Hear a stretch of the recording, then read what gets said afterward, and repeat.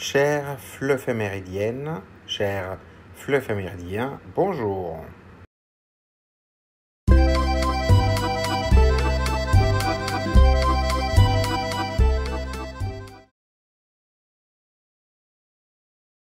La Journée nationale de la gentillesse invite à valoriser les gestes simples de bienveillance dans la vie quotidienne.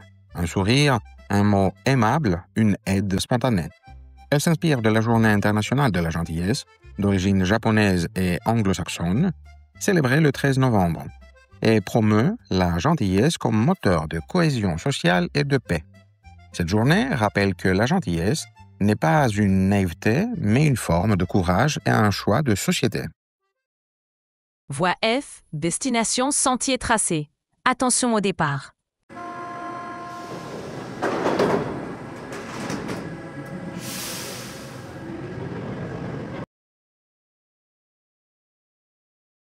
Première question. Qui est la personne la plus gentille que vous connaissez? Les apprenants peuvent parler d'un membre de leur famille, d'un ami, d'un collègue, d'un camarade ou d'un voisin. Peut-être une personne qui aide toujours les autres, qui écoute, qui sourit, qui encourage ou qui dit des mots gentils. On peut expliquer pourquoi on trouve cette personne gentille, ce qu'elle fait de spécial et comment sa présence rend les autres plus heureux.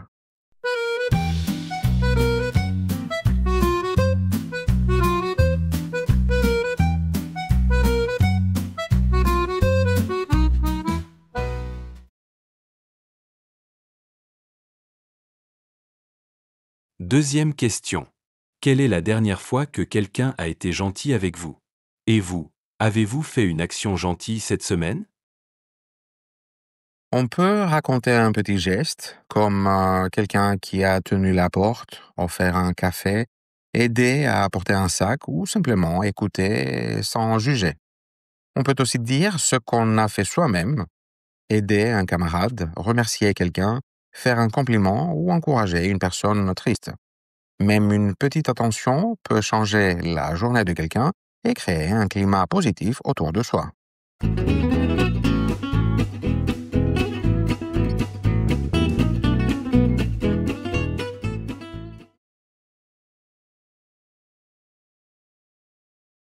Troisième question. Quelle petite action gentille peut-on faire chaque jour?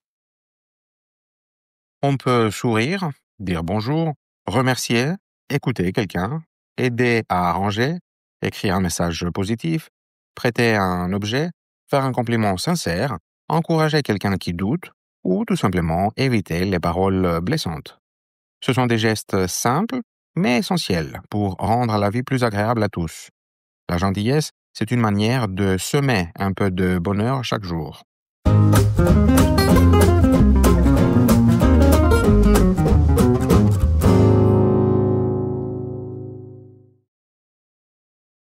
Voie L, destination terrain conquis. Attention au départ.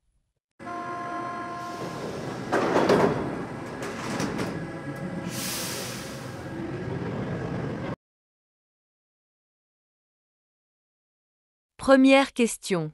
Avez-vous déjà été surpris ou surprise par la gentillesse d'un inconnu? Cela peut arriver dans la rue, dans les transports ou dans un lieu public.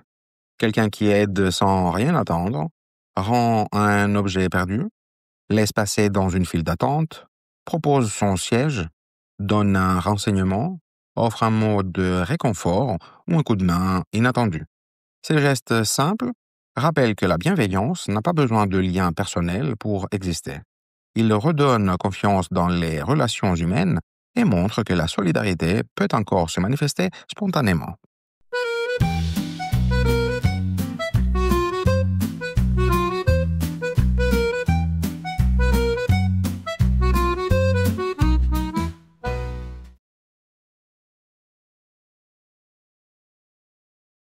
Deuxième question. Avez-vous déjà regretté d'avoir été trop gentil ou gentille? Il arrive que la gentillesse soit mal interprétée, prise pour de la naïveté ou utilisée par ceux qui en profitent. On se rend alors compte qu'en voulant faire plaisir, on a parfois oublié de se protéger soi-même. Ce genre d'expérience peut laisser un sentiment d'amertume, mais aussi servir de leçon. On apprend à reconnaître les personnes sincères et à poser des limites claires. Être gentil, ce n'est pas tout accepter. C'est choisir de rester bienveillant tout en se respectant.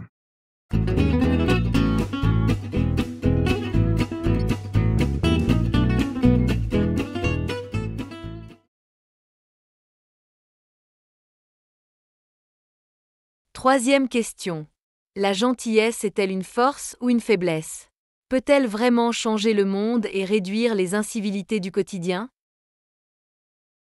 La gentillesse demande du courage, surtout dans un monde souvent dominé par la compétition, la méfiance ou la peur d'être jugé. Être gentil, ce n'est pas fuir le conflit, mais choisir une autre voie, celle du dialogue, de la patience et de la compréhension. Ce comportement, parfois perçu comme naïf, peut pourtant désamorcer de nombreux malentendus et tensions et apaiser les relations humaines. Si chacun faisait preuve d'un peu plus de bienveillance au quotidien, les incivilités reculeraient peu à peu. La gentillesse ne transforme pas tout, mais elle initie un cercle vertueux qui rend la société plus humaine.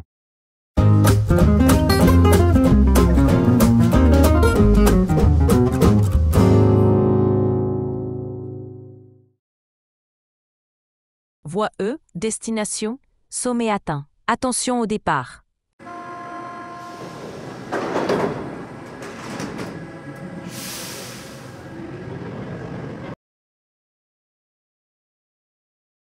Première question.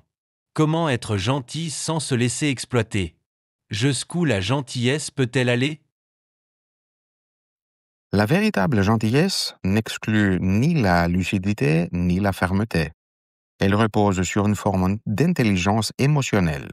Savoir écouter, comprendre et accueillir l'autre tout en préservant son intégrité. Être bienveillant, ce n'est pas dire oui à tout, mais affirmer ses limites avec calme et respect. La gentillesse devient alors une force morale, un choix conscient d'ouverture qui ne sacrifie ni la dignité ni la liberté personnelle.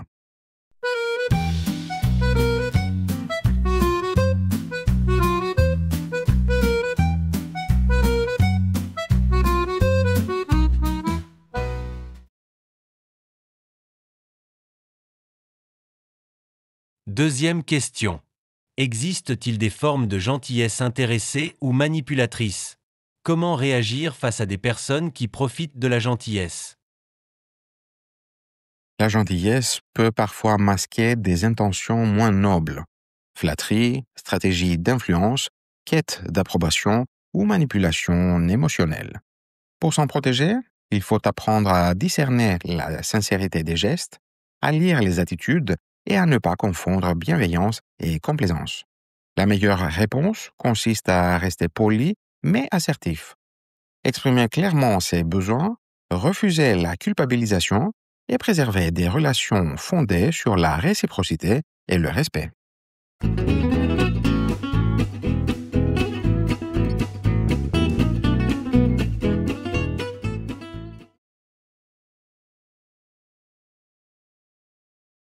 Troisième question. Les réseaux sociaux encouragent-ils vraiment la gentillesse ou au contraire, favorisent-ils l'agressivité et les jugements rapides? Les réseaux sociaux offrent un espace inédit d'expression et de solidarité. On y partage des campagnes humanitaires, des initiatives solidaires, des collectes de dons ou des témoignages encourageants. Mais cette vitrine numérique amplifie aussi l'agressivité, la dérision et la polarisation des opinions. L'absence de regard direct favorise la déshumanisation du dialogue. Défendre la gentillesse en ligne suppose de cultiver la nuance, la lenteur et l'écoute. Se rappeler que derrière chaque écran, il y a une conscience, une émotion, une personne réelle.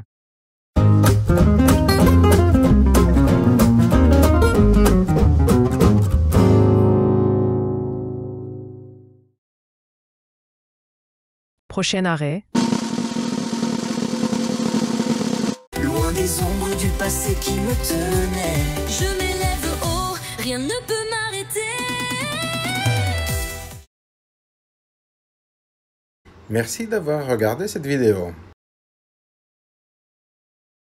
Si elle vous a plu, mettez un pouce bleu et abonnez-vous pour ne rien manquer. N'hésitez pas à la partager si vous la trouvez utile et à laisser un commentaire pour donner votre avis.